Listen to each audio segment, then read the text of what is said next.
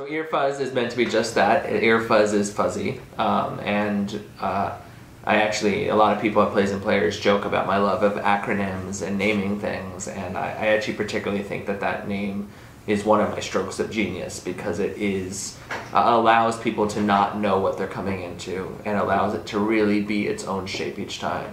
And we've discovered through a lot of trial and error that we're not a program, this residency, where you're building for the product that people watch once every 2 months, but you're building towards an end goal, and wherever you are in the moment of your process is what you bring to EAR Fuzz. So we had a lot of people over the years who were distracted by spending the whole 2 months before this EAR Fuzz performance, figure out what they're going to do for this. And so oftentimes I'll show up an hour before the performance, which is when our artists come for EAR Fuzz, not knowing what anyone is going to be doing during that time. And that's what's really exciting and raw. And I think a unique challenge, again, one of the things we try to do is unique challenges for artists to get in front of a group of people and not be there with a intended performance that you have prepared. What we saw tonight in our first of 4 segments, our first segment's called Play Another Part, where theater artists get a chance to try on a different kind of theater hat. And you can tell from just what I'm saying there that that is a warm-up, right? You know, if you really want to experiment who you are as a person, you got to go very far afield.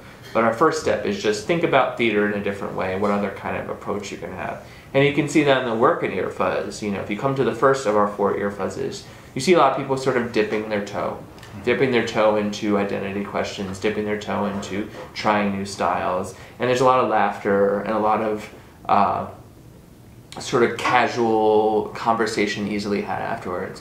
By the time you come to the last EAR Fuzz, there's a lot of silence, often tears, and a lot of really hushed, intimate conversations afterwards.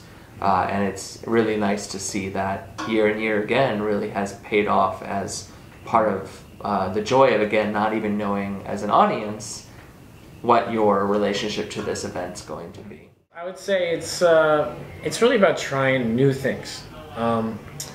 And having fun with those things, and again, taking those risks. What is it about? I have yet to see exactly. It's always constantly evolving. But I think for a lot of the artists involved that we will probably see a lot of growth from them. And that's always exciting to see. No, I think it definitely has, but it's interesting considering that we're just sort of still getting ourselves off the ground. A lot of what I've experienced so far is that the residency is asking me to really go into big questions, big artistic questions, and also to sort of consistently do things that are not what I habitually do, what I'm used to doing as an artist. So, like, the piece I did tonight was not something I would have really had the space to do or an audience for otherwise. I'm here! So those prompts are really pushing me in new directions, which is really exciting, and not a thing that I've found very many other places in the artistic world. In Bangladesh, you don't use forks and knives. You eat with your right hand and only your right hand. I remember watching my father do this as a child. First he would load up a plate, rice of course, usually basmati, then dal, bazi, a drumstick of chicken that had been baked black and crispy, sometimes a hard-boiled egg, chunks of goat and beef kebab, discrete sections of the plate. I've been interested in...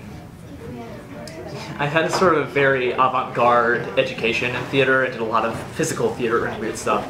But recently I've gotten much more interested in story, in true story, in stories drawn from interviews, and then in autobiographical narrative.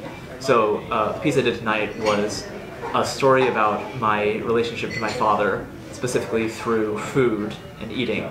And at the end of the piece, I covered myself with turmeric, as you know, so I'm still a little yellow stained. We started talking about the concept of solo performance because that's not my thing.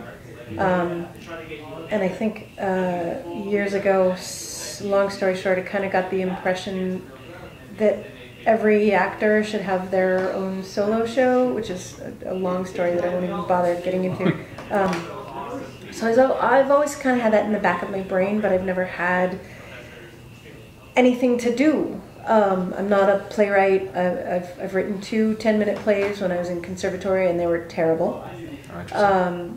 I feel like in order for something to be theatrically viable, it has to have a point of view that's interesting. Something has to occur, or it has to be meaningful in some way. There has to be a reason for people to want to go and see it. And, you know, the girl who grew up in a family in New Hampshire with 2 dogs and a cat and a brother and a mom and a dad who are still married is not very exciting.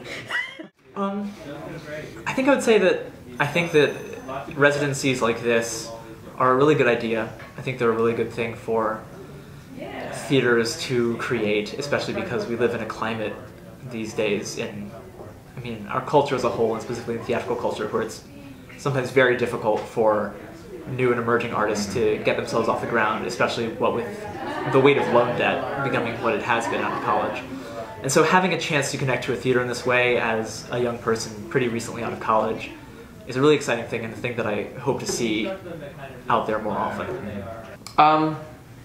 The residency is an 8-month program, and we are in our 5th year, and we're going to be accepting applications. We accept applications every summer for actors and playwrights. We hope to expand the residency very soon to include designers, directors, and dramaturgs as well. And so Plays&Players.org is a great place to go for that.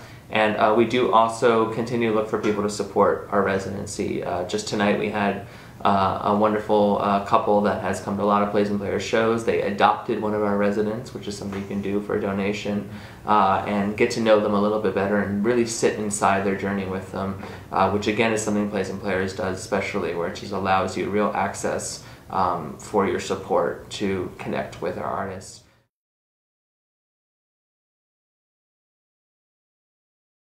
Final comments, I would say that I think trying new things, whatever it is, new residencies, programs, is always valuable for anyone, and it's always good to put yourself out there, even if you feel uncomfortable. Like, for example, during an interview about Earfuzz. That's advice from myself.